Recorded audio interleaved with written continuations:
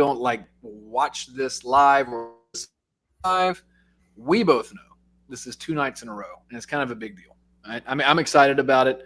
Last night was weird for me. Sort of, I've never shared what I shared last night publicly and all at once in sort of a long form conversation. It was cathartic. It was like therapy a little bit, I think.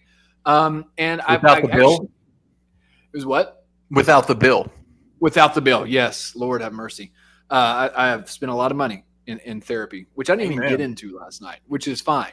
But I got some really good feedback from our show last night. People have listened, people have watched some of the clips. Generally very positive. What about you? Have you heard anything? It's funny, and you have been in the conservative world. Like you and I kind of come from different worlds, a little bit, not much, A but little like bit. in a small town, right? From different worlds in the conservative world. I had people reach out to me today and say, and they've said this before, so this wasn't new. But after hearing the story of what you went through last night, and this is funny because this just kind of talks about where we are in 2024. They're like, wow, Gabe is such a human, right? Just such an existence with such a story. Like we humanize people when you actually listen to them. That sometimes, when you disagree with someone about whatever particular issue it may be, you dehumanize them, right? It's almost the cool thing to do now is these people hate our country. These people want to change our way of life. These people are, whatever. It happens on both sides, right? Left and right. Mm-hmm. They are, they're fascist, they're communist, and neither party has any idea what they're even talking about when they say those words. But just the experience to hear something that every parent could, you know, empathize with and listen to a story. I think it is. I think it was very needed. I found myself. I told you this before we went live. I found myself being such a listener, which is not my normal role. Last night to your story, just flabbergasted. Number one, I had known a lot of the bits and pieces to it, but I'd never heard it chronologically. I thought it was very awesome and very important what you did. I was very impressed. I probably should have done a better job on my end, carrying more of the weight of the show that we did last night. But as far as someone who loves podcast and talk radio and hearing people's stories that are genuinely interesting and stories that are genuinely mind-blowing, I found myself a huge fan of it. Well, I think that's what we've lost, right? Like we've lost the humanity a lot of times in any kind of conversation we have. We look at people as issues rather than as people, or we look Yeah. at people as vehicles for issues rather than humans that have hard times or have things happen to them that are painful. Like we forget all of that and we ascribe a label to them, Democrat, Republican, conservative, liberal, progressive, or whatever. I do it, right? I do it all the time. I think Mhm. social media has a lot to do with that because you see somebody's thoughts that they post, but you don't really see them. You just see their thoughts, and then you form an opinion about them based on, a few lines of what they've typed on Facebook or a stupid meme they've shared that doesn't make any sense. Things like that. I do it all the time. Like I harshly judge people for some of the things they put on social media. And I'm sure people harshly judge me for the things that I've written, and it goes back and forth. But again, we lose the humanity in it. And And it's a cop out too when we do that, isn't yeah, it? Isn't it so much easier to do it that way, to make your mind up? It's almost like when I was in school, and this will shock a lot of people. I wasn't a huge reader, and that's a trend I've carried out my entire adult life as well. just stuck with it. You're Like consistent, Cliff Chuck. Notes, right? I'd read the first chapter, the last chapter, skim through the middle, Cliff Notes, and then I got to where I got so good at just BSing the whole thing, I could literally, what do you call that? Like the outside of the book where you open it up and you can read like what the book's about. Not on the back, but Well, I'm talking the about. jacket cover, yeah, like Yeah, the like I the could read the jacket cover and do a pretty damn good paper. And so, but I think that's what we do sometimes with people, right? You read the jacket cover, you read a headline, you have this preconceived notion, and then you think you're an expert enough to write a whole paper about it. And in reality, I never was. Now I could do it, I could bullshit my way through it, but that's all it kind of was. And it's the same thing when you don't really know somebody and you just have a lot of big hard opinions about them. yeah. It's funny, and this is sort of to put a bow on this introduction. I wrote a piece for Tennessee Lookout this week, and it was about immigration. And it's about a group of people that are associated with All Saints Anglican Church, who have an immigration service that allows undocumented or unauthorized immigrants to find pathways to citizenship here. It's very needed. It's the only service of that kind in West Tennessee, in between Memphis and Nashville. It's a huge need around here. But the topic of immigration, especially in an election year, that is a great example of something that gets dehumanized.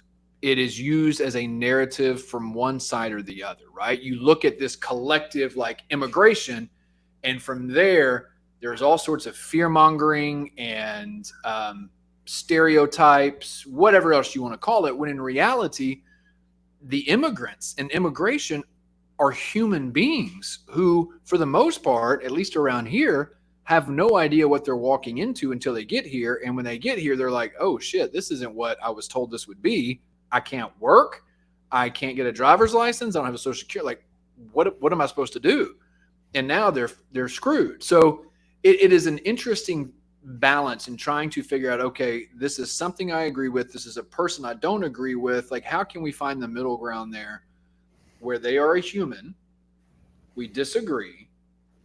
Where's the middle ground to be okay with that? Like, I think we've lost that, but I hope that conversations like this, of course, you and I, we've known each other long enough to know we have things that we disagree about, but it doesn't affect the way that we see each other. So hopefully we can get more of that, as we bring guests on, as we interview people separately, things like that. But I want to hear your story. And I am much more comfortable on this end asking the questions than I was last night. Like, you're a natural. Yeah, like I think we're good to wrap it up if you want. No. We are not going to wrap it up. I like of tonight's podcast. I like asking questions. I don't like talking. I think you like talking. So this is going to be and asking and answering. Yeah, I feel like I'm going to just like be lobbing softballs, and I'm excited to see how far you hit them. So let's start from the beginning, okay? Because this is, we don't need to get into Tennessee being last again in parenting time for fathers. We know that. I'm not going to show the graphic. I'm not going to show the map. But if they're 50th out of 50, 21.8%. Of the time with your child that you could receive, fathers get, right? So about one out of 5 days is what most Tennessee fathers are looking at in the state of Tennessee. It does bear repeating. It's 50th out of 50. 50th out of 50. And I think when you say 1 out of 5 days, for me, I saw my daughter every on the best case scenario until she moved here, I saw her every other weekend, which is kind of, I guess it balances out to once every 5 days, but it sure felt longer than that. It's about, every other weekend is what 3 out. So here's what's standard in Tennessee now. And I did some checking before tonight. Usually every other weekend. Okay. So on 14-day period, there's 3. And then a day on the week, for dinner or whatever, a night, maybe if you're lucky, that you wouldn't have your child. So that gets you to 4. And then sometimes you can talk your way up. And this is where mine started, to 5, which is, all right, so hypothetically, like every Wednesday, you would get your child, and then every other weekend. And that's pretty much about as much as you could hope for in many counties in Tennessee. Certainly in the county that you and I both went through a divorce in Madison County at the time with what we had. And my son was 8 when I got divorced. Now, my oldest son was 16 when it happened, and he came and lived with me immediately. Like, that wasn't necessarily the plan. It was, I was leaving and getting my stuff after, lots of talk. We did the thing like, hey, let's get through Christmas, leave after Christmas kind of deal. And, was already sleeping upstairs in a room and stuff. And kids aren't stupid. They kind of knew what was going on. And, it was said, hey, look, I'm sure you're going to go with your dad. And he looked at me and I looked at him. I was like, yeah, get your stuff. And then so he was with me the whole time. And even throughout the divorce process and the custody process, he was never brought up to not be anywhere but with me, which was completely fine with me. But that wasn't like, there wasn't a big design for that to happen. Let me ask you this. I'm already jumping in because this thought, what was it like for you? Because you said you have 2 sons. One was 16 at the time. How old was your youngest son at the time? 8. What was it like to take one son with you, but leave the other one. I don't say leave behind. You're not leaving him behind, but your 16-year-old went with you, but your 8-year-old stayed. Like, was that difficult? Was it easier taking, like, at least you had one, or was it harder? Yeah, that's a great question. And I think only with my story, it's so unique. And this cost me, we kind of kidded about therapy earlier, cost me thousands and thousands upon therapy dollars, and will probably continue to cost me therapy dollars just for fine tuning every so often. And I was a guy that grew up and thought therapy was, just for people out west, sissy men, liberals, beta males. That's what I thought, right? But I grew up and my mom was a victim of rape when she was very, very young, and had told her family and small community, tight knit church, kind of out in the country, the whole story, right? Just, start filling in the stereotypes. So she left very young. She never had a normal relationship. She was married many, many times, many times, had a lot of stepdads, never had a normal relationship with anybody. So I didn't know how to have a relationship. Now at the time, it felt like I did, right? Like I knew I was, attracted to women and all of these things, and I wanted to be in a relationship. But there was my story's different than yours. There was so much. Like if I could live my life like Benjamin Button's, man, the things I knew at 43 versus the things I knew at 20 were. I don't know. I guess I'm saying this. My mom was married a lot. I didn't see my dad growing up. Didn't really get to know him until I was already 18 years old. It was a really weird thing. I had a lot of pent-up anger because my dad just kind of, let me go when I was a kid, and didn't pay child support or any of that kind of stuff. Now, when I saw him at 18, he had all these excuses, but it was the same time my mom got really, really sick, and she lived in a nursing home for 4 years until she died. She died really young, really, really young, like before 50 young. And so then he was kind of the only parent. He kind of told me all this stuff, but in the back of my mind, I always resented him because in the town that I grew up in, we were the only county in Tennessee without a red light in the entire county. And most people came from 2-parent homes, big farming community, stuff like that. I mean, I would have, a different stepdad every couple of years. And I think number like 5 and 7 were the same guy. And he was a pretty good dude, but my mom would she had a hard time having relationships. And so I never had that stability. So I never wanted kids. And I think that's the most important thing I can say with this is I never, ever, ever had any plan to ever have kids because I knew even when I was young, I probably wouldn't be a good dad because I didn't see a good dad for the most part. And I knew that my life was chaotic, like more chaotic than my friends. And so it's not something I ever wanted to do was to be a father. And when I met my ex-wife, she had a daughter. Who had a very involved father, very, very good guy, and he got her, close to half the time, and he was involved with her, but I was involved with her too. And the plan was, like, man, this is great here, right? Like I get to be a parent, but not to ever to not have a child that is my own. Even though I looked at her that way, I didn't, legally speaking. She was not. And so my first son was a complete accident. He's 21 years old, dirt ass poor, 21 years old. I mean, he was literally born just a few months after I could drink legally. And so I was scared to death. And we were very, very close. Now with my youngest son, my ex-wife had her tubes tied. And we, paid the money to have him untied. Like he was a planned baby. So the two were the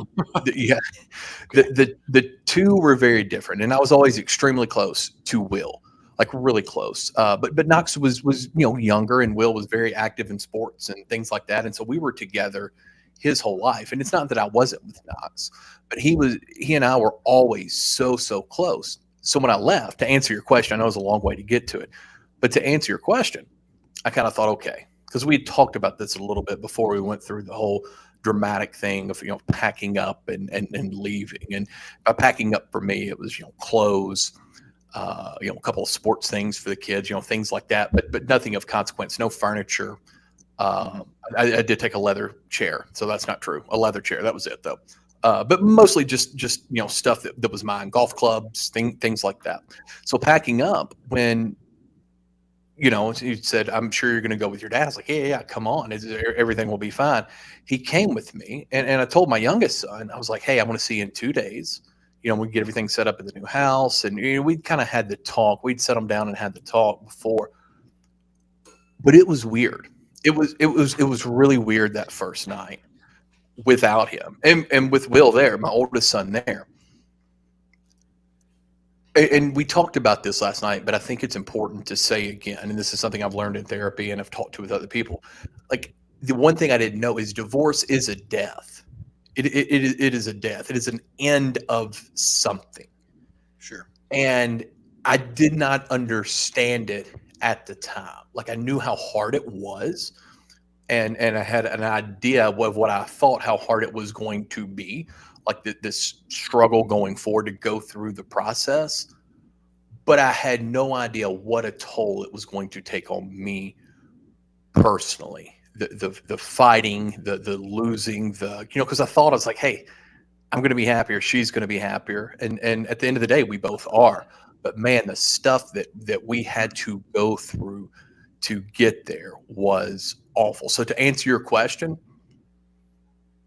I don't know. I guess it was better because Will was there, but at the same time, it still felt really empty too. Yeah. But it felt different all the time. I don't know how to best answer that. There was a time, not to make this about me, but to echo what you're saying about divorce being like a death. Look, I was miserable in my marriage, and after my ex-wife and daughter had moved to Texas, they had been gone for about 3 months. I was sitting in a bar. It's a Saturday night, and the only thing I could think about was, I wish I was back at home and we were getting ready to put Jordan down for bed and go to bed ourselves so we could go to Sunday school the next morning. Now, for years, I'd hated that. Like, I hated it. But when it was over, I was just sitting and I was like, what? Everything that I'm used to is gone. And it's just breaking of a routine is hard. Right. So I've got 2 questions for you, though.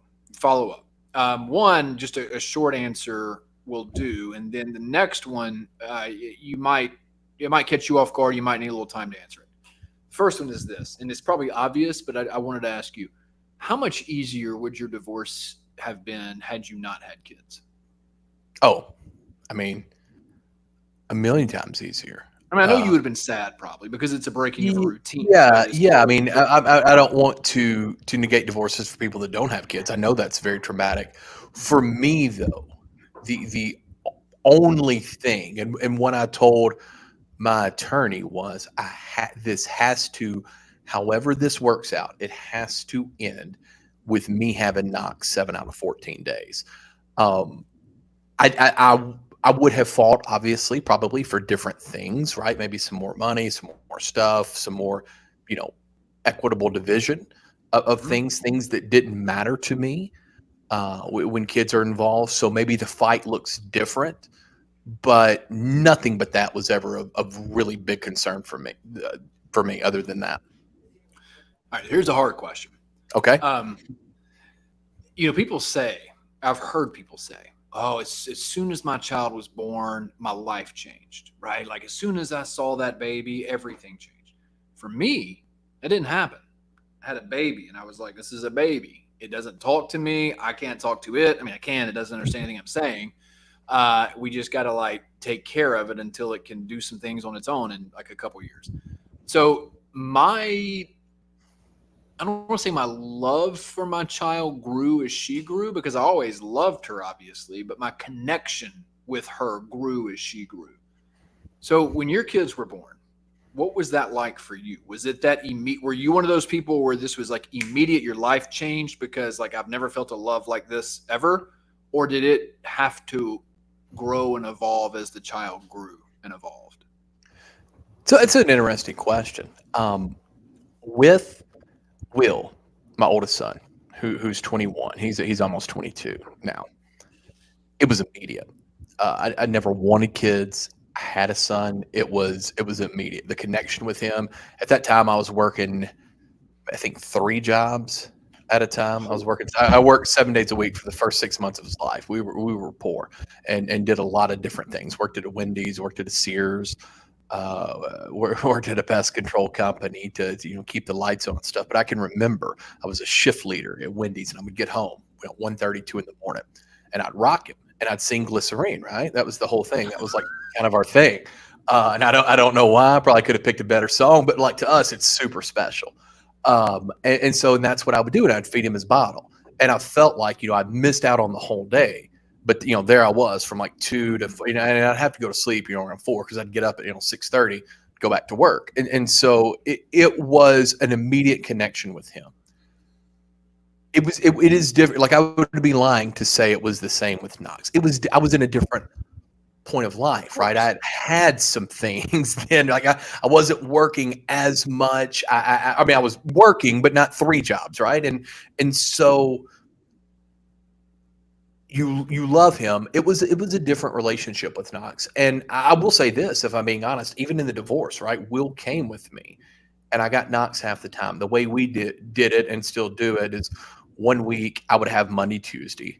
My ex, even while we were waiting for the divorce to go through and all the fights that come with that, she would have Wednesday, Thursday, then I'd have Friday, Saturday, Sunday. Then the next week, she'd have Monday, Tuesday, I'd have Wednesday, Thursday, she'd have Friday, Saturday, Sunday. And that's how we've done it the whole time. Has been that way. And so it was when I left, I remember telling myself, I was like, well, I'm going to wait till Will is old enough. And it's not that Knox wasn't a thought. It's just, man, there were so many years between them, 8.5 years between them. I was like, man, I can't wait another 8.5 years. And if my ex was on here, she would say the same thing. Like we were miserable for years.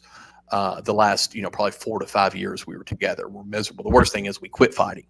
And that was, 10 times worse than even the fighting. And so I couldn't do it, but I was worried about that. But in my head, like these games we play with ourselves sometimes as men, probably sometimes as people, I was like, well, Will is, at least old enough and he at least understood.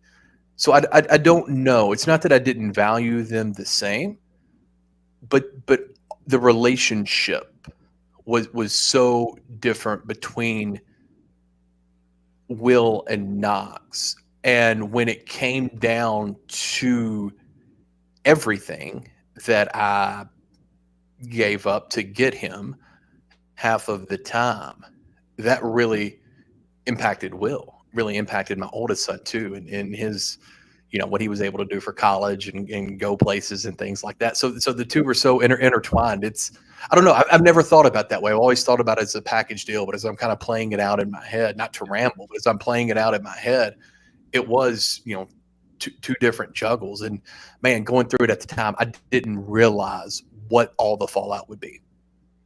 Well, let's see. If Will was 16, he's 8 years older than Knox. So by the time your youngest son was born, you were 29, right? So you were approaching 30, and I was 30. I was 30 when Knox was born. Yeah, 30. Versus 20 when 21 when Will was born. So about 8.5 years difference between 21 and working 3 jobs versus 29 and probably just working 1 job at that point. I think desperation probably, I don't know, like not added to that connection or whatever, but when you're just like scratching and clawing just to make this, like just to live. And I'm sure that heightened whatever emotions were being felt as well. And like that immediate connection was evident and it carried through. But now I want to kind of get into the family law side of this because, this is what this is about. As hard as it is to talk about, did you have any idea before the legal process started, that it was going to be so complicated and expensive? And like, did you have any inkling of an idea that this is the way this was going to go? None. I mean, I knew it was going to be hard. I think one of the things that's so ridiculous is, you go to a mediation, you have these lawyers, you have all this stuff, and you kind of expect 2 people who are obviously in an adversarial relationship to work things out, right? It's kind of tough.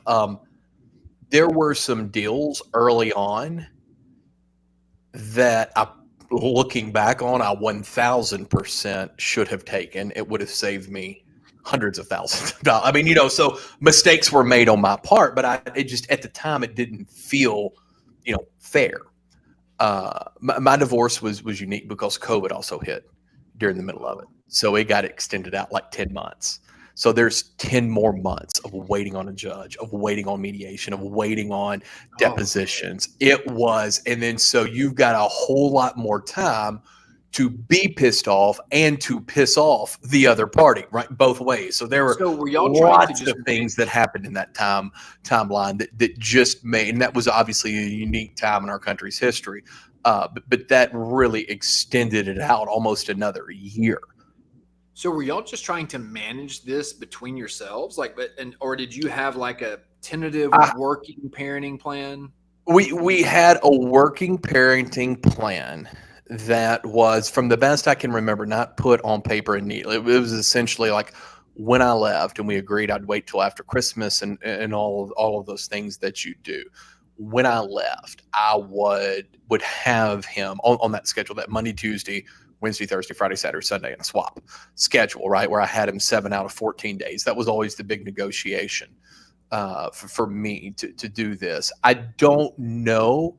Maybe I'm trying to think back because we had papers written 2 or 3 different times because we both swapped attorneys during this 10, 11th month process. So I can't remember with accuracy. I think there was maybe something written out maybe that second time because there was some contentiousness that happened. And I can remember, Max saying, hey, you're not going to say. I was like, oh yeah, no, this isn't going to work. Like we're going to do this. We're going to go to court. I'm going to come pick him up. Right? We have a standard here, precedent essentially that we've set, and so that ended up working out. I do feel like at some point we did get something on paper, like a temporary parenting plan. I feel like I'm right about that.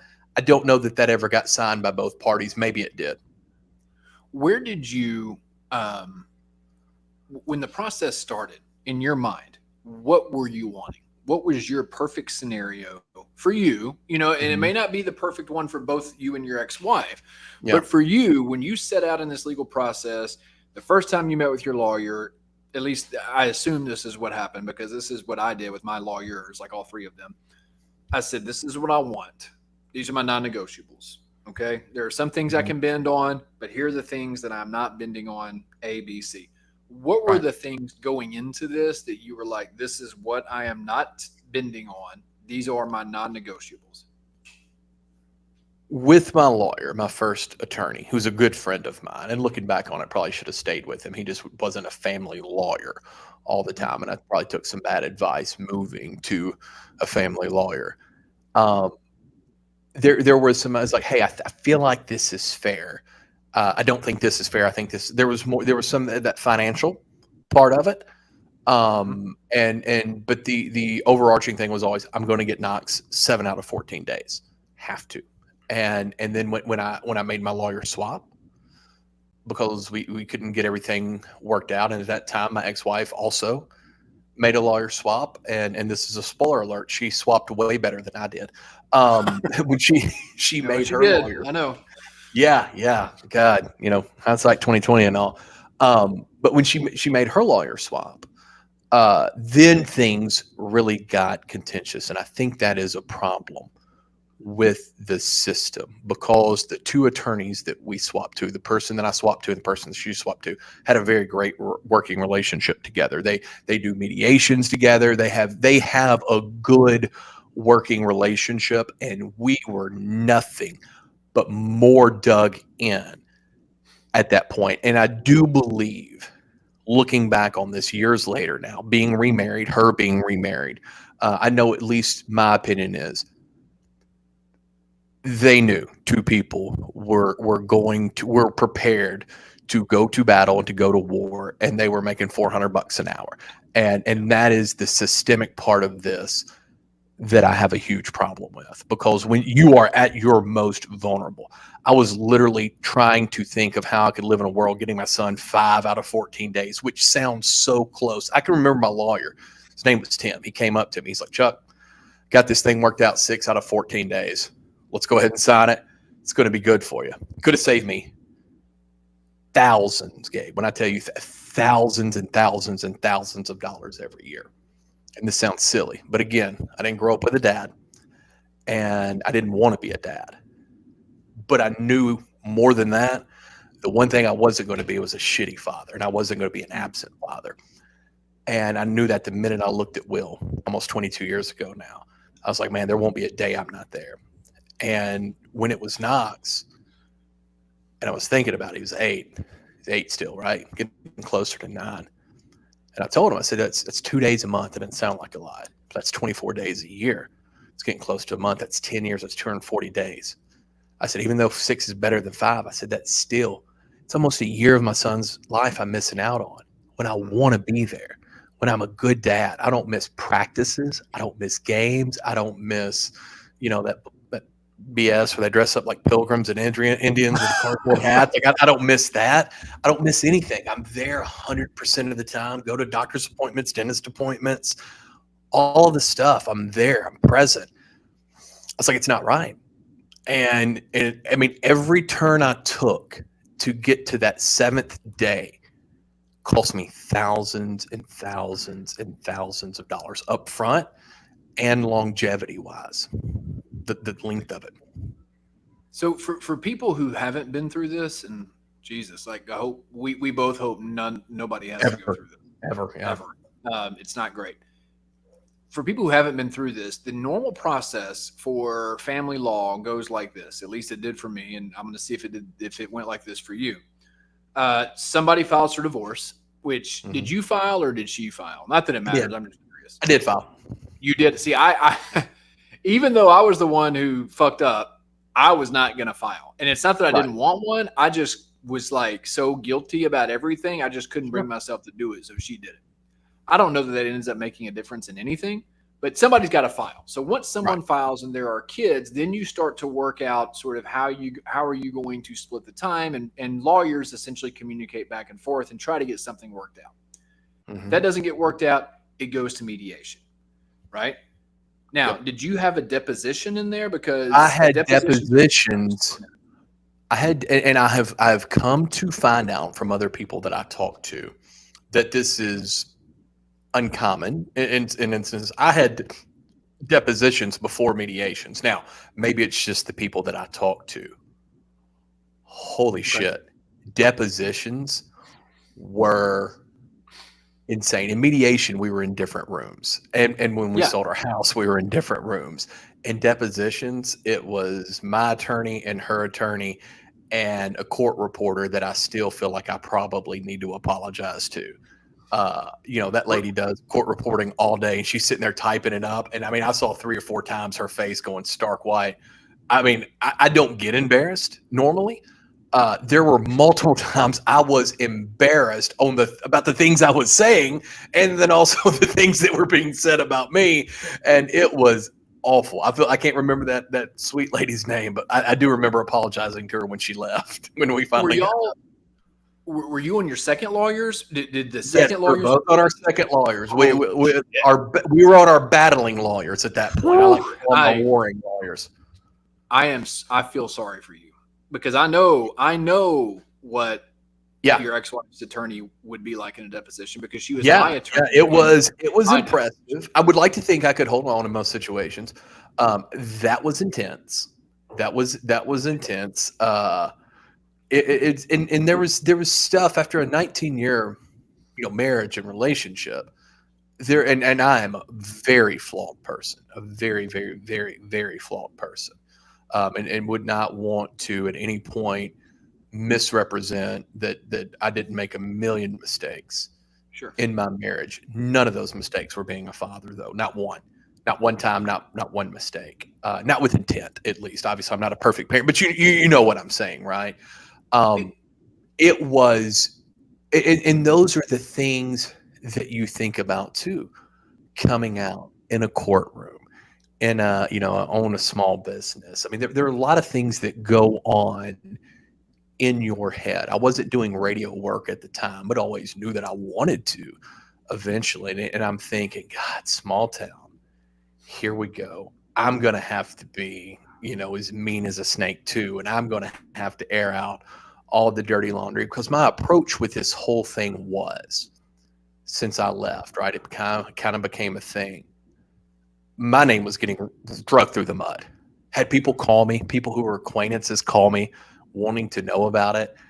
And oh my gosh, I heard this. Are you okay? Like, everybody pretends to kind of care in the beginning, but what they really say is, "Oh, can I get to the juicy details?" So I never commented on it, which is unlike me, right? Someone with big opinions and you know, gets paid for those sometimes. I didn't do it every now and then. every now and again. I didn't do it. I didn't. I literally said, "Okay, look, everybody's going to be in the mud, or I'm going to be, at least my name's going to be in the mud. How many people do I bring with me, or did I just shut up about it?" And I chose to shut up about it for over a year, and it was so hard for me to do that. But those are the things that you're thinking of when you consider everything, right? I'd move my son from one private school to another at that time, and that was a whole, you know, kind of new dynamic for him, and started dating again. It was just all of these things that were happening, and I chose to stay silent on it. I was like, man, here we go. These things could become in a public arena, and both attorneys were ready to go after as much blood as possible. And yes, the attorney who asked me questions in her deposition, she was very good and very tough. And that was your attorney the third time, but my attorney did a good job too, right? There's, you know, again, long-term relationship, there is going to be dirt there on both sides. And so I thought, man, how bad, you know, that came into my mind too. Is like, how bad and how public do you want this to get? At this point, had you guys gone through mediation before the deposition? No, deposition first. Deposition first.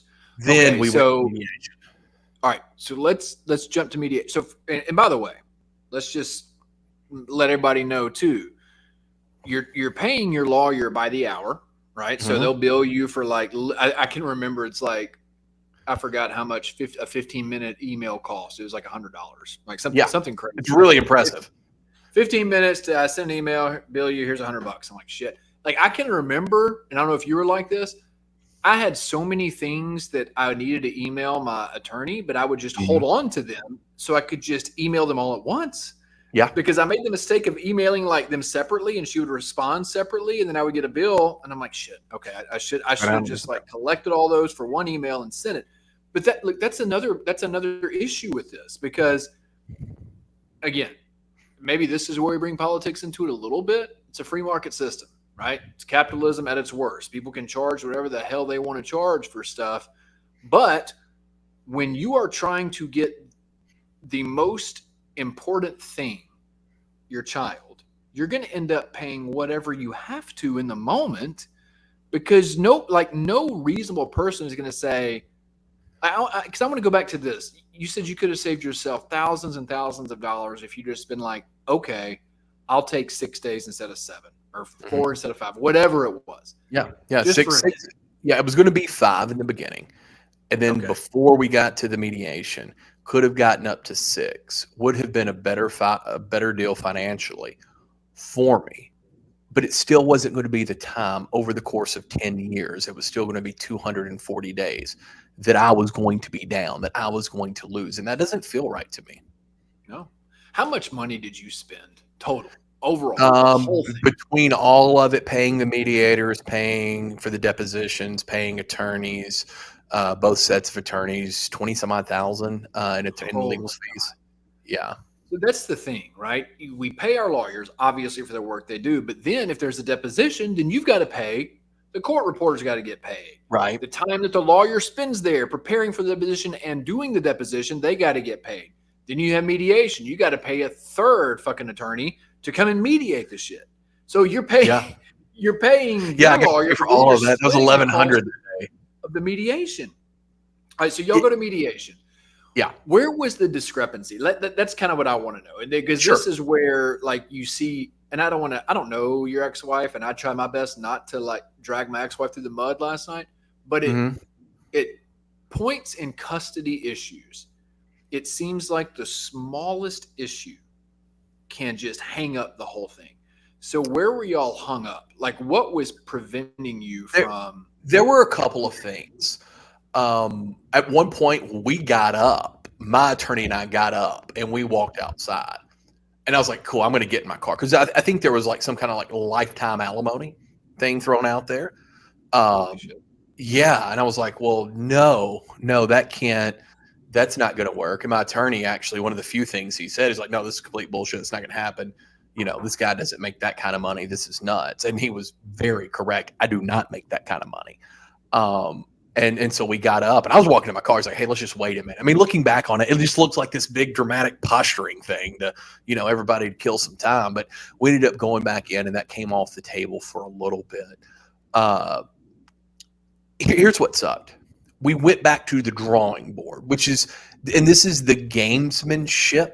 And I have bought businesses before, and I have sold businesses before. So I understand, not to get Trump on you here, but the art of a deal, right? I get Trump don't that. know what the fucking art of the deal is. He wrote a book. He wrote a book. Man. But I understand what that is in the business world.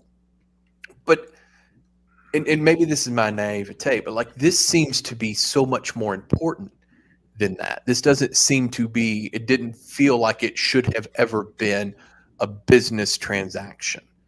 Um,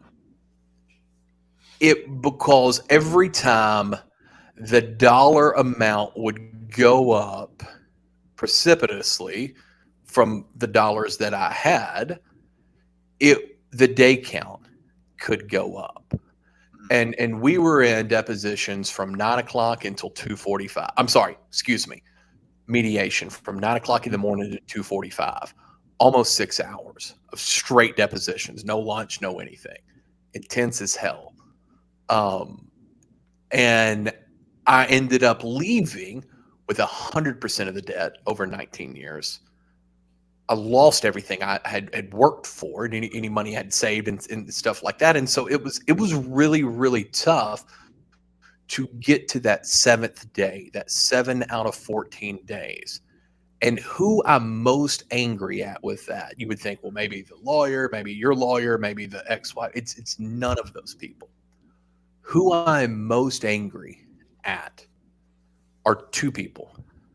Number one, legislators who are men in almost every single state. And I understand most of them hadn't been through a divorce. I sure as hell didn't understand what divorce was until I went through one.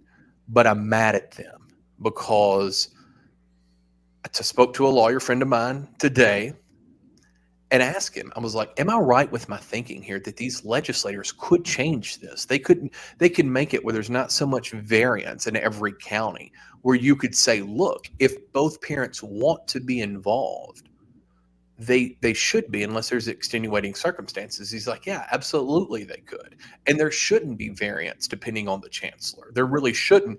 There just is.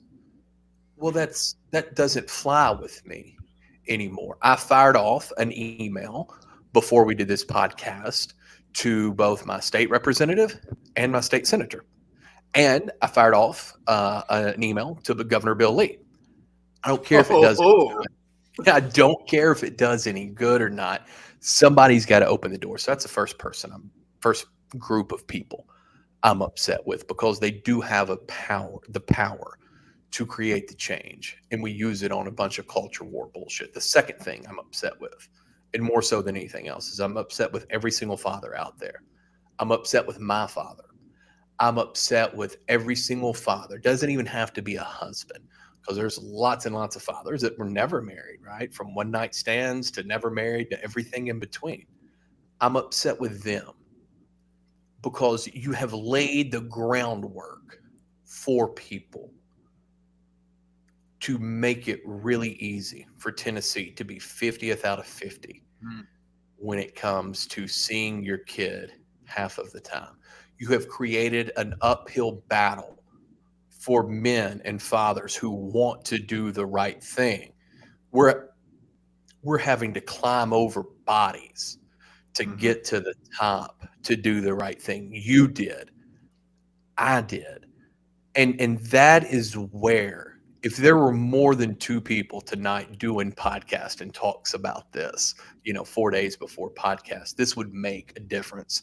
If there were more people with a bigger voice talking about these things, it would make a difference. Men have become so complacent in this arena of not demanding this. And I'm not saying just saying it, because I can give you tons of examples, and you can too, and any females out there listening can give us examples of, oh well, this guy fought for 6 out of 14 days and he didn't even use them. Hey, go get his ass. Go family court. Go get his ass. Find him. Make him pay it. Make him pay the mother's legal fees. Do all of that. Do all of that. But what you can't do is make it harder for the parents who do want to be involved for whatever reason. That's ridiculously not fair. A father could never do everything a mother does, but a mother could also never do anything a father does. And we have all these lines when we talk about crime and youth statistics and stuff, and we always say two words all the time. I hear it every day: fatherless homes. And I grew up in one. Fatherless homes, fatherless homes, fatherless homes. Well, man, 55%, the answer is to stay married, right, and never get divorced. That's perfect. That's a perfect scenario. And I think that's the best advice we could give.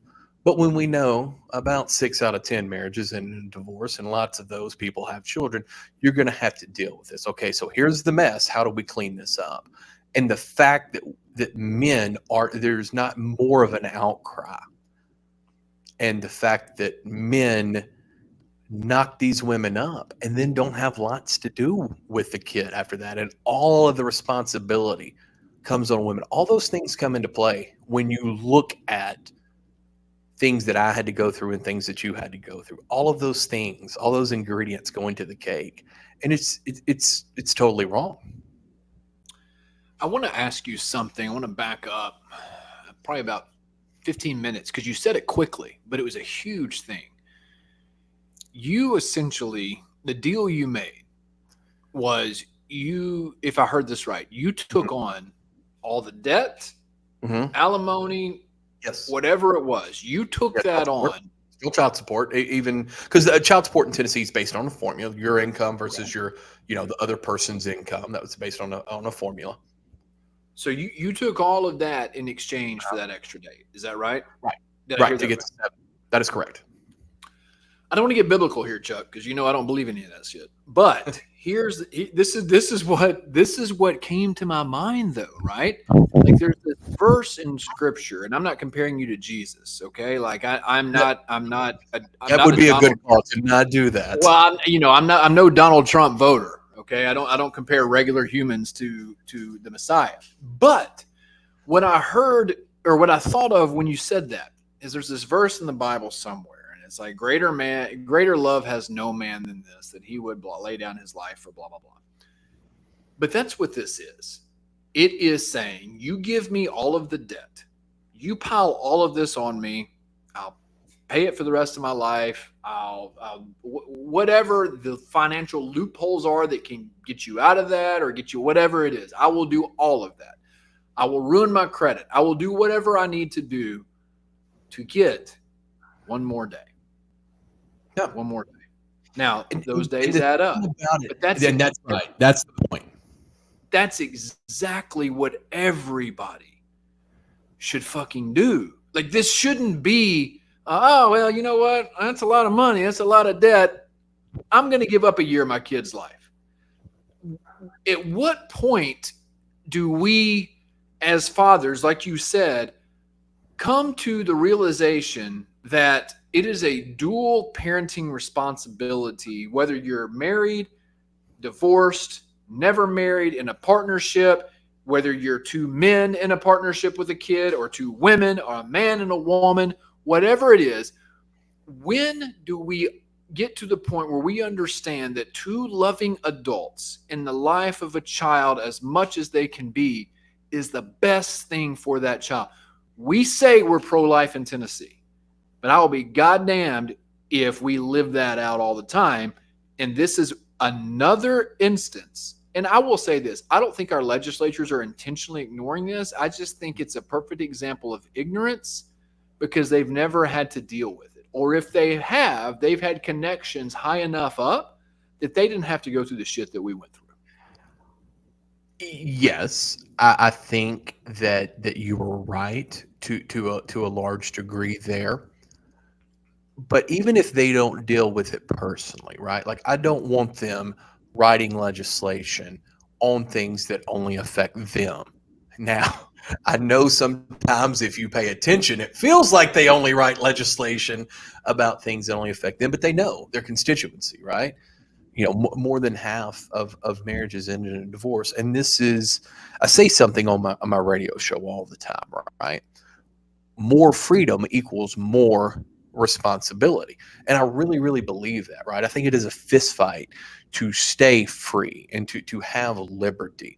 But that fist fight isn't to do whatever the hell you want to do.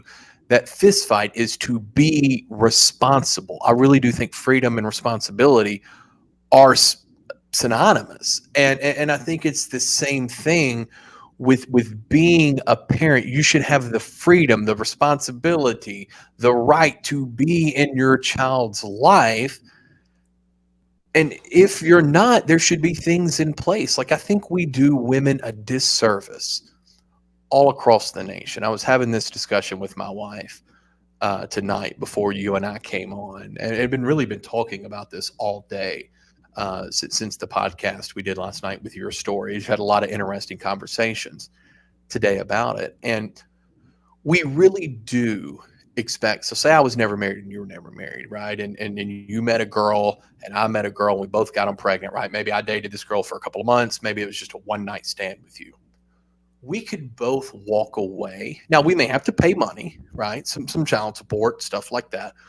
From a responsibility standpoint, we could walk away relatively scot-free. There's not a whole lot that makes you say you have to get that child half the time. There is not a lot. I mean, you have to pay again, which is, I mean, that should be bare minimum. But if a mother said, hey, I'm going to go to the club and leave my kid here by herself, well, then she goes to jail, right? That's child endangerment, child abandonment. Like that doesn't really exist in the men. Like why are the expectations? Because I feel like what we're asking is a big ask, is the right ask. But I think if there aren't also adjustments on the opposite side, societally, if there are not the same adjustments, like there need to be more things in place to protect. And it doesn't have to be wives. It can be fathers and mothers. And those could be people that were married and divorced, or that could be people that just had a relationship for any amount of time. There has to be more equally distributed, more of an expectation for the father to be there. And I think if that were the society that we lived in, we wouldn't be having to climb over all of these bodies to get to where we both ultimately landed. Yeah, we've got to do away with the tropes of gender roles in society. Like that's got to change. And I think what you just said, that's an example of one where the traditional view by men, by society, women are the caretakers. They're the ones who stay home. They're the ones who take care of the children. Men are the breadwinners. We go out, we hunt, we gather, we bring home money, food. It's been that way since the dawn of time, blah, blah, blah. And those gender roles have stuck. I referenced last night when we got lectured by Chancellor Butler in the courtroom, and he looked at me and he's like, you can't just be going down to Dallas whenever you want. You can't be just, hey, I want to go down and see my daughter this weekend, but next weekend you go out and party or something. He referenced something like that. It was his automatic assumption that that's just what I did because I was a man. And Right. That shit has to change, because when you have gender roles that are that defined, and by the way, that false, you end up making shitty decisions as a judge. Right. But he was wrong with you, but statistically, if he would have said that 5 times that day, he'd have probably been right 4 of them. Statistically. Maybe, and that's my contention. That's what has to be fixed. We have to expect more from these fathers out there. We have to. It has to be This is the measuring bar, and anything below it is failure, and failure cost. It costs something. It costs money. It costs freedom. It costs something. There has to be, if we are going to, I think as men, it's 2 white men, which just a handful more, and we could be state representatives, but it's 2 white men together asking for this. I mean, there has to be an equal balance on the other side, because if we're being honest with each other, most men, unfortunately, are either okay with the status quo or underperform whatever their arrangements are. And that makes life harder for us. I think sometimes too, I've sort of been, you're like me. I assume everybody's like this when it comes to social media. Like, you'll follow things on social media. You'll never comment on them. You may not like them, but you'll just sort of see these patterns existing of these people that you know on social media. So I've got I would say a friend. I don't know if I would call him a friend or not. There's a connection I have on social media, and he's going through a divorce. And he's one of those people who's pretty public with these things that he posts. And you're reading between the lines, because I've experienced going through the family law system. He's experiencing the things that you and I experience, and I'm just sort of watching this play out in real time over social media, because he's flabbergasted at what an uphill battle this is. And it seems like in some of his posts that he's just ready to give up and be like, okay, I'll just do this every other weekend, and I'll have to get a second job to pay child support, but also to, have time for my daughter.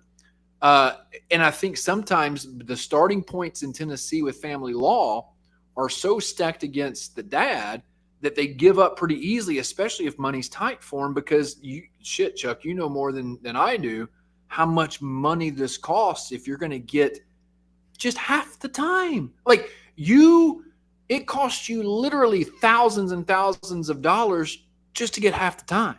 Yeah. Oh, way more than thousands. I mean, yeah, but throw about 5 Tens zeros. of thousands of dollars to get. You could even add more. It's one of those deals where it's one of those deals, though. And yes, I don't disagree with any of that. But I do think that we still have to, and look at me being like the bleeding heart on this one. But again, the majority of men are like my biological father. The majority of men will step out. Now, that's not true. Not even close to true. Let me back this up. Back up. There are enough men out there who have set this precedent of not doing what they were supposed to do, of not paying the child support, of not paying for the braces, of not showing up on the days they were supposed to have, that it has probably generated this concern for these judges. So I think, if we are to be fair, and I put this in the emails that I crafted today to my state representative, my state senator, and the governor of my state that I sent them. Now, to be fair, I didn't type out 3 different emails. I just copied and pasted them, but I did send them to 3 Real different. quick, I have a question. Did you draw pictures for Chris Todd? Because I don't know. Well, I left your phone number with any questions for him. Thank you. Continue. But when I ask them these things, when I sent the email, I addressed the male side of it too. And I told him, I said, as a man, as a father, I hear these stories. I have friends, people that I've known. I say friends, that's way too strong of a word. People that I've known that I consider to be shit parents. I can be nice to them if I see them. There's no need to have a big fight with them. But man, I have no respect. I mean, that's literally how I gauge you. It's someone I want to be around and care about your opinion. Is, if you've had the opportunity to be a parent, are you a good one? And a lot of that probably goes back to my childhood, right? And all of the things that happened to me and the things that I experienced. It's like, man, it's too important of a job to not do 100%. But we know that there have been so many men out there that haven't. I think we have to increase whatever. When I was talking to my attorney friend before the podcast, he said, you got to bop them on the head. Whatever that bop on the head is for women or men, because I mean, we can find examples of women probably not using the time like they were supposed to, not helping like they, whatever it is, whatever person in the relationship is not doing that, there has to be something in place for them as well. So it can't just be, hey, let's start at 50-50. I think you have to look at the whole picture and say, why have we probably not historically started at 50-50? So I think if you're going to ask for one, you have to address what the counterpoint may be. And that's what I did today. And I think that's what I want to get across is this is, yes, saying with two willing parents who want to be part of their child's lives half of the time, that should be the hope. I mean, we should all be sad that a splitting is happening, be it a divorce, be it the relationship ending, be it whatever, be it that a child is going to be raised without both parents in the household every day. We can be sad for that, but that's the world we live in. Okay, so what's the next best thing now? All right, so now we've got to drop down a rung. Well, the best thing would be for both parents to have equal shared time, if possible. If there's abuse, if there's neglect, if there's all these things that could be happening, well, then you take it on a case by case basis. But there has to be something in place. If we start there and both parties say they want that, there has to be something in place for either party who doesn't hold up to their end of the bargain to hold them accountable and punish them accordingly. I thought about this today a few times. You don't like this word. I used to use it a lot more than I use it now. I use it less because of a conversation that we had through text about a year ago. Yeah. The word is privilege. And I think that this is the one area where people like us, white men, we are probably the marginalized group in this. And this is probably the only area in social culture or whatever where that's the case. Normally, people like us, we make the rules, right? Like we're the ones that make the laws, make the rules. Throughout the history of this country, white men have had rights before anyone else. Yeah. This is the situation, though, where it's flipped. We are, at least in Tennessee, we are behind the 8 ball from the beginning. From the jump, we are starting out behind. I'm disagreeing with you here. What? All right, hold on. Tell me why. Why are you disagreeing with this? Oh, no, that's not fair. I'll finish your thought first, and then I want to say it. Finish your thought. Because in this situation, we don't start even at all. We start behind. Our baseline is every other weekend, 1 day a week in Tennessee. That's the baseline. Where in other states, the baseline is 50-50. Here's our starting point.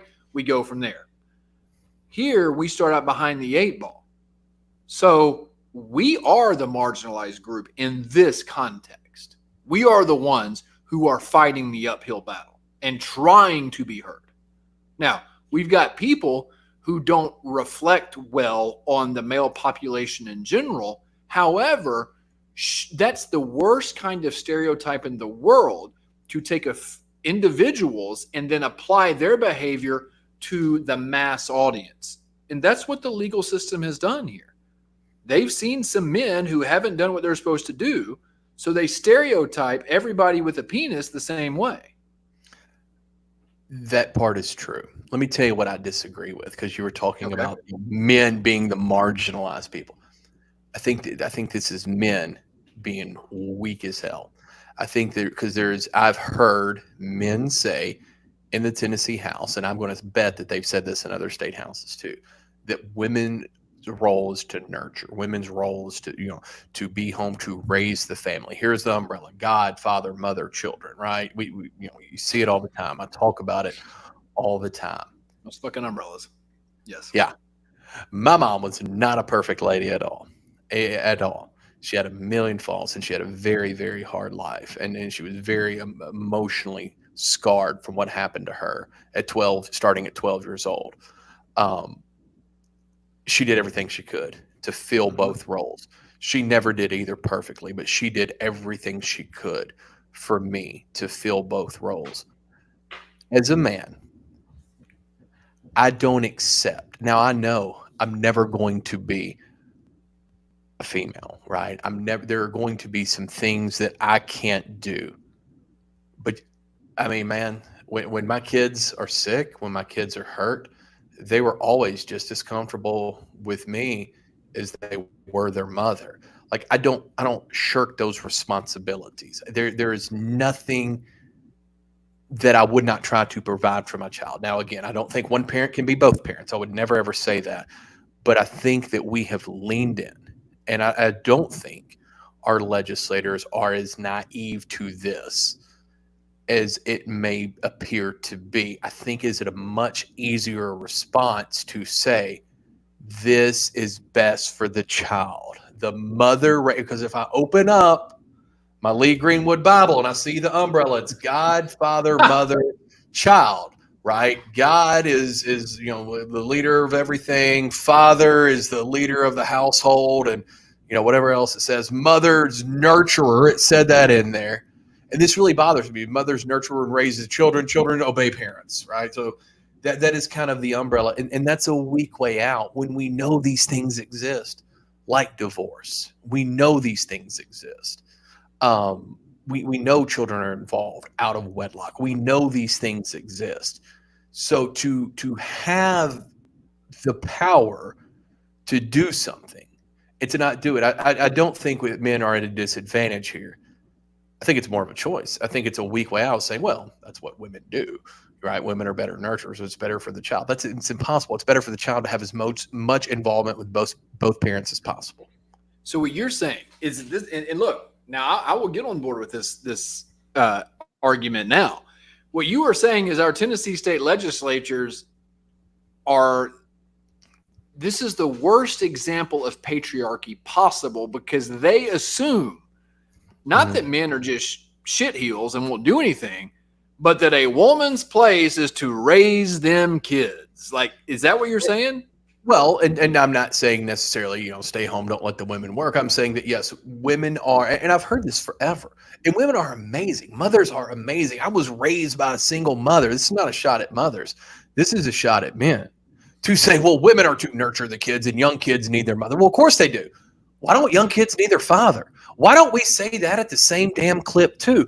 Why are we so, because here's the thing, like we don't let women walk closest to the street on the sidewalk, right? We don't let, until recently, we didn't let women go to war zones and things like that. Like there was all of these things that we would do when we would prop women up. Like, how do we get out of this as fathers? How do we get to be the ones who don't go to the war zone? How do we get to be the ones who don't stand between, the lady and the cars passing on the sidewalk? How do we get to dodge this parenthood by saying things that mothers are very important to a child's life? Yes, of course they are. Follow that up with fathers are important to a child's life. Yeah, I feel like this can splinter into a lot of different streams of conversation. I think it goes back to the roles that we have assigned genders, and those things have to dissipate. At some point, we've got to recognize the equality between both sexes when it comes to raising kids.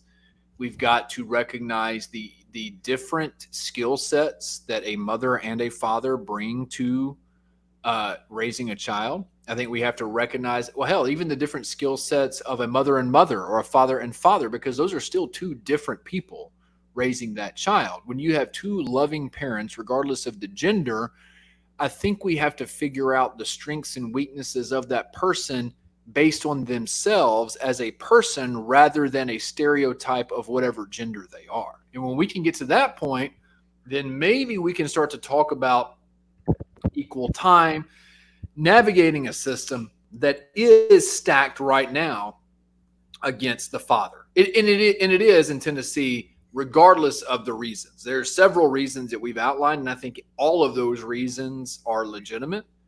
But the fact of the matter is, as of June the 11th, 2024, we're still fucking 50 out of 50 when it comes to time with the father.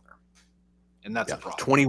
21.8%. You need to realize that if you're a parent out there, and I go differently than you on this a little bit. You're talking about gender roles and stuff, and yes, I think that you're saying we got to tear down some of the stereotypes, and I would say adjust expectations, right? Because I think that there are inherent differences between fathers and mothers.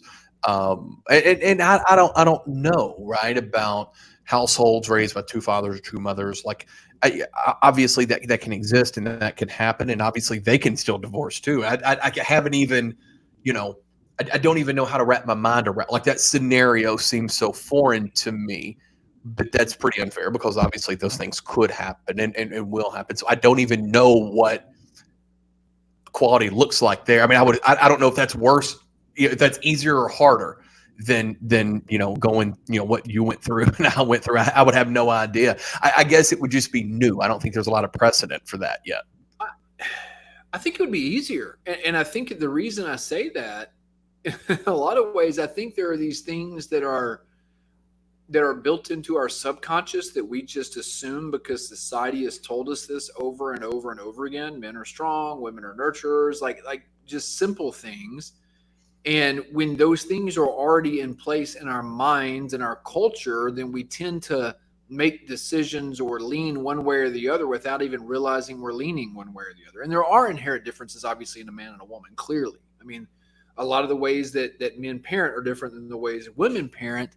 But still, in the end, a child that has two loving adults in their life is going to be better off, I would argue, than a child that doesn't. Agreed. And 1,000%. that's where we've got to get to. Like, our judges have to get to that point. Our legislators have to recognize that this is an issue, and hopefully your emails will at least perk some antennas up there. And can we? Yeah, I hope so too. I hope I'm on the block list. Can we? And another thing we didn't address, because you're right, judges, legislators, really important. The majority of these things get handled in mediation. This is something I wanted to touch on tonight, and I didn't. That mediator role. Okay, the attorney you used and the attorney that was against me, she does a lot of mediations in this space. You are essentially the judge, because if you can mediate that out and you send that up to the judge, he's going to sign off on it. I'm going to imagine almost every time, right? Mm-hmm. Makes this job pretty damn easy. We got to live in a world where we see the dollar amount going up and the day count going up. That's got to be a problem. That makes custody for sale, not for the child. And I bet this has happened to more than one person out there. That's a problem. That's a problem when you are doing that role. And I can't even remember who the mediator was in my case. But it doesn't matter. Like, looking back on it, when you see something, when you're talking about a child, and I understand there, financial things are mediated as well. Like in mine, it's not just about the child, but that should raise an eyebrow. That should raise a suspicion. That should be okay, yeah, you need to go to a judge, because you have a big responsibility there. Like, the whole system just seems so broken. Like, if we had a business that was this broken for all parties, and broken for the employees, broken for the customers, if we had something that was in this bad of shape, we would at least look at adjusting it. And I think that's my biggest ask for these family law courts all over the U.S. is, in a lot of ways, these things are broken. Can we look at adjusting them? Can we look at finding pivots where we can to make them better for all the parties, and especially when you're talking things like custody for the child? Can we get there to an environment that's fair to the child and older children? I mean, there was a time, I lost a lot. My oldest son was very smart. He got a lot of academic money and got some athletic money, but was going to go to a school that, was still going to be, $10,000-$15,000 a year. And I just didn't have at the time. And divorce had just happened. And because I'd lost all it, he didn't get it. He didn't get to go. Right. And that was tough for him. Right. He kind of lost on that. Now he's a smart kid and he's made pivots and he's going to be absolutely fine. But because of that, because I had given up everything to get one kid half of the time, I affected another kid's. It's almost like you're picking, right? You remember when I started this off and I said, man, I was so close to Will from the very beginning. And then that bond with Knox was different. But man, it's the same. And I mean, you do feel this tug of war. I remember the guilt I felt with that, like that constant tug of war. And I guess my bigger point is, like, mediators have a responsibility in this too, because they solve a large percentage of these. We got to hold them to the same standard we do legislators and judges, because it's not right. It's not. And I will say this, in my experience in mediation, which mediation for me happened 3 different times. Mm. The Mm. mediators in my mediations went into the mediations with the idea of, okay, we know what the judge is going to accept and not accept. So let's start here. Yeah. Seems like So I in may remember. the end, I do think it falls on the shoulders of the judges to sort of start communicating, at least to attorneys in family law court, that, hey, we're going to do everything we can to get equal time, for that to be our starting point. And then we'll go from there. Because look, obviously, you and I, both of us, want to clearly communicate that just because you're a man doesn't mean you should get equal time. If you're a shitty person, if you're Right. abusive or anything like that, you don't need that time. Yeah. Same thing. Or for if wife. you've been given that time and you're not using it. Hey man, Right. you lost thing. it. We can't continue to put this on the women and expect it not to be exactly like it is now, right? There has to be more to get this more freedom, this more liberty. We have got to have more responsibility. We got to start holding up our end of the bargain. Right. And I think the more conversations that we can have about it as men, the better it's going to be. And the more we can communicate with our legislators, the better it's going to be. Because I do believe this is something that should cross party lines no matter what. Because there are Democratic men who have been screwed by this in Tennessee, and there are Republican men who have been screwed by this in Tennessee. This is an issue that literally can reach across the aisle and should have everybody on the same page. It should. It's not partisan. It's kids. No. And Right. most of us live in states where we love and want to protect children, right? Because our politicians always say it. And so I mean this is what this looks like. But the biggest thing is this needs tweaking, right? This is a failing business right now, and we have to make some adjustments to the business.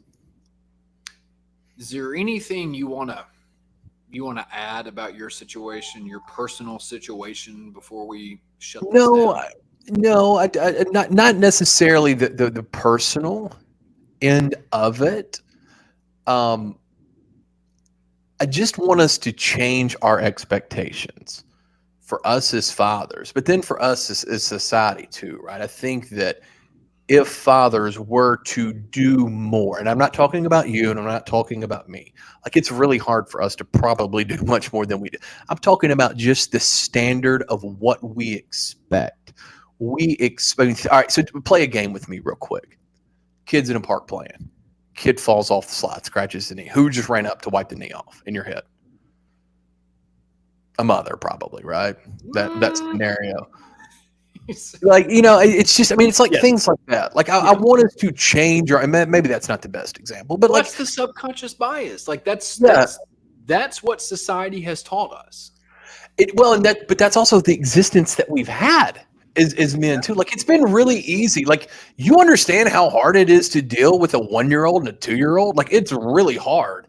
And so I think we've been really easy to let that part go for a while. And well, here's the umbrella again, father, mother, child. Like there's a lot of stuff, because I want to let everyone in on a news flash. You work an 8-hour day. You're not working 8 straight hours, right? There's off time in between it. I've stayed home with children before and they've been saying there is zero off time when they are 3 years old and 4 years. There's zero off time.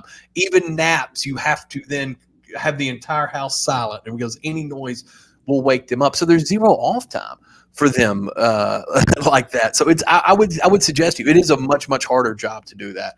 And I think sometimes as men, we're really easy to let that go, because that's really probably a lot harder than what we're actually doing when we're providing and doing those things. Well, of course it is. But all a man's got to say is like, hey, God told me to tell you to change that diaper. So get in there. Get that thing done. Look, I've wanted to have this conversation with you for a while, because again, like we said last night, like you and I have casually sort of referenced parts of each other's story to each other over the last year and a half, but we've never been given the space to tell it until last night and tonight. And they're not exactly the same, but there are enough similarities in both of these. Yeah, and probably for any man who lives in Tennessee who is divorced or is a single father, a lot of what we're saying, they're probably like, oh shit, yeah, that happened to me too. So these conversations have to keep happening.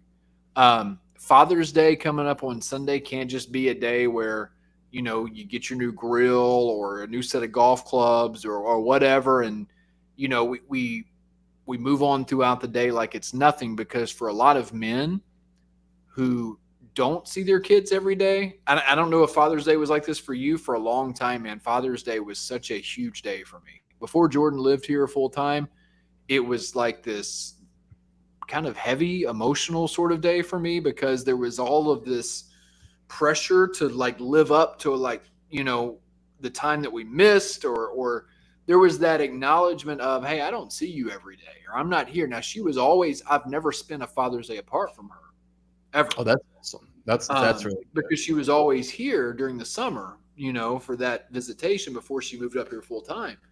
But we've got this Sunday, we've got to keep it at the forefront of our mind that there are a lot of dads out there who they may just be seeing their kid on that day for the only time in the span of 2 weeks or even a week. And that's hard. That's hard for the kid. That's hard for the dad. And it's hard for the mom to have the kid that much. I mean, and again, we're not saying every dad should have equal 50-50 time. If they're not doing the things that they're supposed to do, they don't need it. But that's got to be the starting point. Has to be. If we want things to be better, we're going to have to do better. And I think that starts a lot of times with men and showing up and learning to do the things that may not be, as secondhand to us and as natural as us, but none of it's impossible. I know stories of men who've raised kids when something's awful happened to their partner, and they figured it out. They turned out to be amazing dads. I mean, there are all kinds of stories. Now, conversely, moms, I was raised by a woman. I know people could suggest, how good of a job she did, but she did as best as she could. Those things happen too. People overcome. There have been people who have done that, and we can do that too. But if we want things to be better, we're going to have to do better first. That's going to give us all a better leg to stand on. Man, I enjoyed it. I don't know if it was hard for you sort of rehashing all this stuff. It was kind of weird for me rehashing all of it last night, but it's definitely worth telling. So, what's amazing? And our YouTube stream was definitely working. Like, it was really, I got a little emotional at one point, but about 30 minutes ago, I got a text from my youngest son. It said, the podcast is going good. So he's watching live on YouTube. So there you go. Love it. It's at least working. I was wondering who our one viewer was, and now I know. Yeah, now. Now I know. Oh, man, that's great. That's great. Well, and he's in his mouth, so I'm curious if it was playing in the background. That'll be fun.